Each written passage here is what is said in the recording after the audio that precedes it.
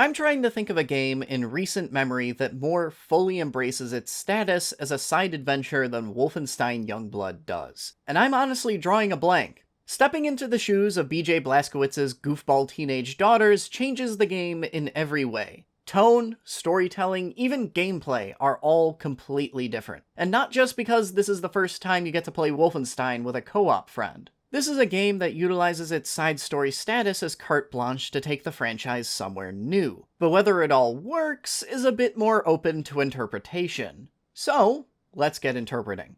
As always, I'm Alex, and this is First 5, where I ask if games are worth your time, not your money. I played a game for 5 hours, and I'm gonna tell you if those were 5 hours well spent. And today we're taking the fight to the Nazis in Wolfenstein Youngblood.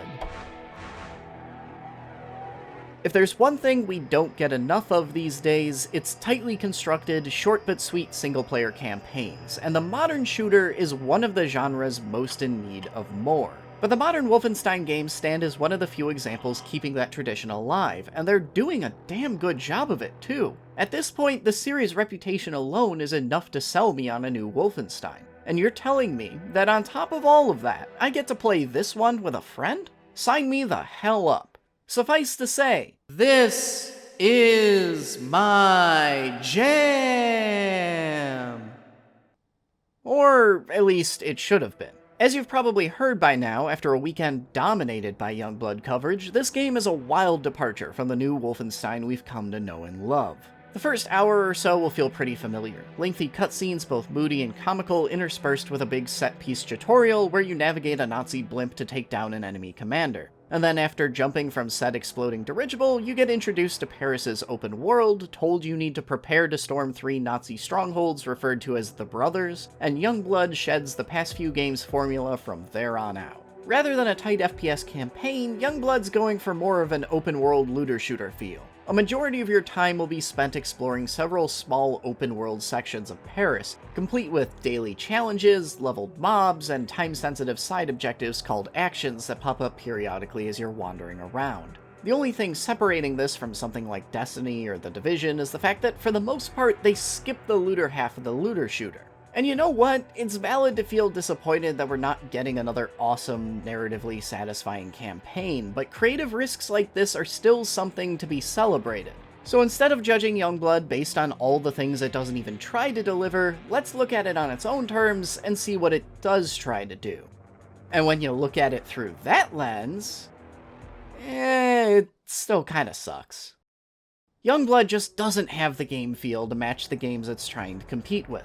Playing on normal, enemies are either so toothless that you can sprint through a whole pack of them without caring, or heavily armored bullet sponges that eat multiple clips of ammo with nothing in between. They all spawn on an alert system, and as long as an alarm is blaring, random grunts will just spawn perpetually right around the corner from you, forcing you to constantly run in circles, dealing with a never-ending tide of enemies without ever getting a breather to figure out which way you're supposed to go to make progress. A problem that is especially prominent in Youngblood's maze-like underground sections. There's also a reason you see me running through 80% of this footage with the exact same weapon. Weapon selection is limited to the same 4 guns for a large portion of the game, 2 of which feel functionally the same and just serve to damage 2 different armor types. And I question the point of a leveling system when most of these upgrades are just a bunch of stat bumps that don't change how you play in any meaningful way. My sole solace in this matter was Extreme Gun Pocket, a perk which lets you hoard heavy weapons that were, until that point, almost impossible to use because none of them ever had any ammo.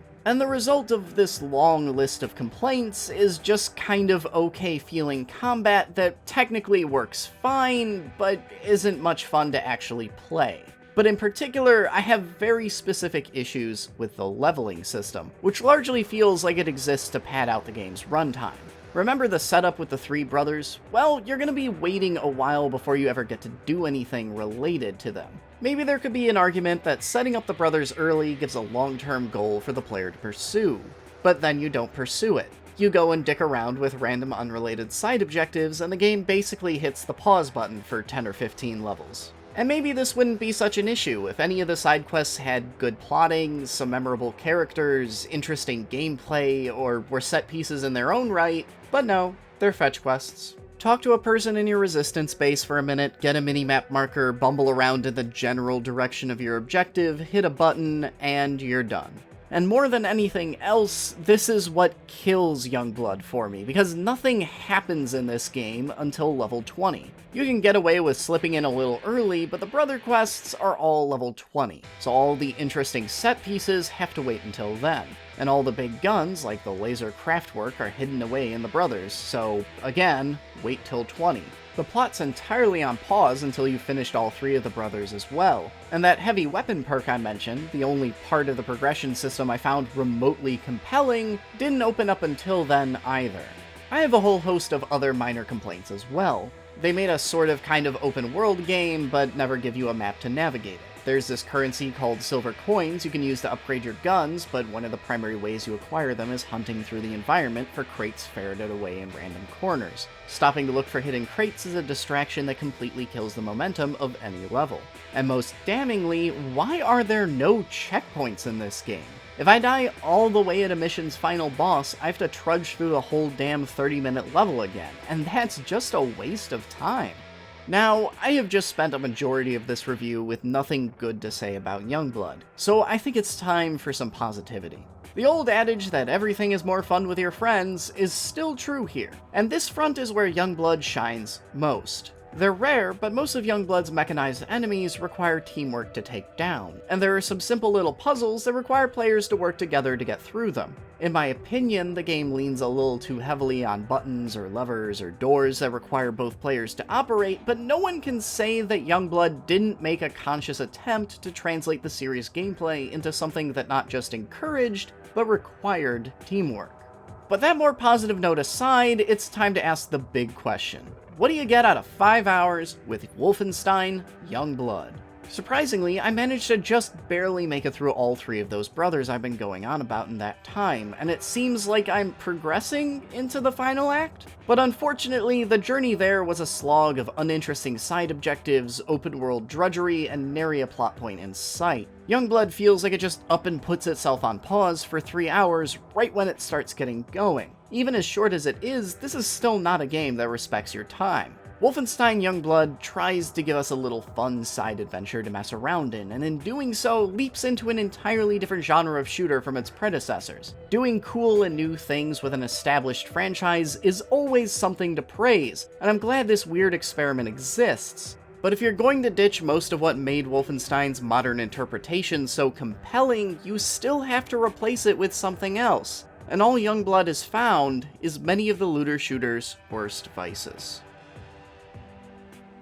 Speaking of shooter campaign series doing fun multiplayer experiments, I've got opinions on Apex Legends if you somehow aren't already burned out on those. But if you're looking for something a little more indie, check out one of my quarterly wrap-ups. I guarantee you'll find a game there that you've never heard of before.